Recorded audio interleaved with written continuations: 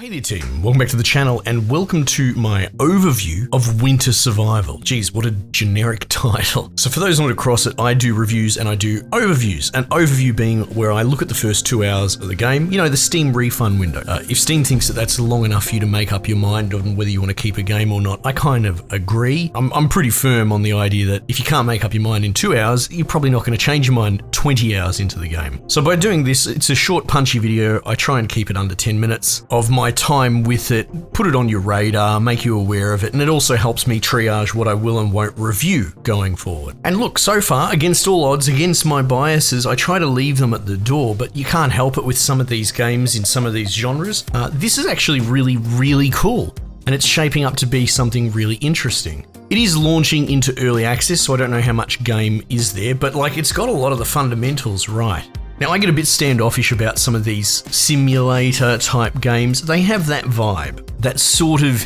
indie jank, usually coming out of a Euro company with SA tacked on the end. What was once interesting and kind of unique sort of original games, they often become dime a dozen. But these guys would have to be an exception to the rule. I had to look them up. This is developed by Drago Entertainment, and their other big ticket item that they did was Gas Station Simulator. Again, not exactly the most attractive sounding title, but it had actual kind of blowout success, and from what I understand from people I know, it was uniquely quite addicting. So it would seem this group, Drago, are the diamonds in the rough, are the guys that make the cool, fun sim games in amongst all the shovelware, for lack of a better term. So I'm glad I gave it a go because I really enjoyed this. Touchstones that come to mind immediately are things like The Long Dark. I really like The Long Dark. In fact, I think most people that are fans of The Long Dark really like the survival aspect of it. It's hardcore winter survival, but the narrative is sort of a backseat. Even though I think the studio just really wants the narrative to work, I don't like it. I find it quite miserable, and it's more like couples therapy than anything else. This game's a little bit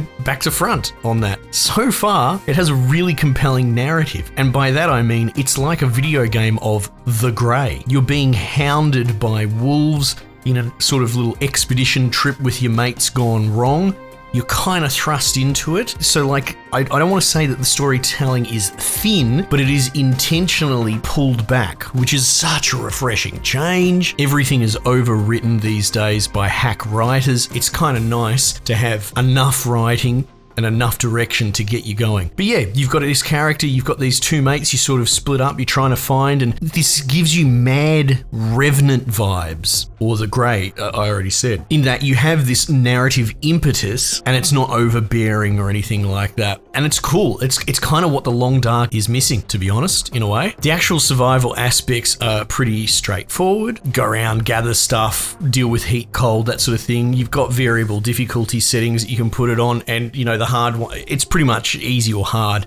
And the hard one is very hard. But yeah, I feel like this actually sits in a niche within a niche, term I've been using a lot recently, in that, you know, it's kind of narratively single player, hardcore, attractive, where a lot of these games, you know, nothing against, say, Sons of the Forest, but that's squarely aimed for multiplayer in mind, whereas this is designed as a single player lonesome experience, which is great because that's what we're kind of missing. If you follow my meaning, a lot of these survival craft type games, they vary in flavor, but broadly they're made for fucking around with your mates in Discord kind of thing. So yeah, that's the one thing that I really took away from this. Surprisingly robust narrative, even this early into development. There's a reason people are following this and they're hyped. All the moving parts are kind of stock standard, like nothing's really broken or anything. You do have like a sanity meter that you lean into, so you have like a left and right brain mechanic, and you essentially build stress, and when you go to sleep, if you haven't managed your meters enough, it's less about doing you health damage, it's more about doing mental damage, which is cool. That makes sense. You're this dude who's like a rookie. You know, the backstory, such as it is that you went on this trip almost under sufferance from your experienced mates. So it's very much a great jumping off point for a game. The rookie thrown into the wilderness knows nothing and has to learn everything along the way.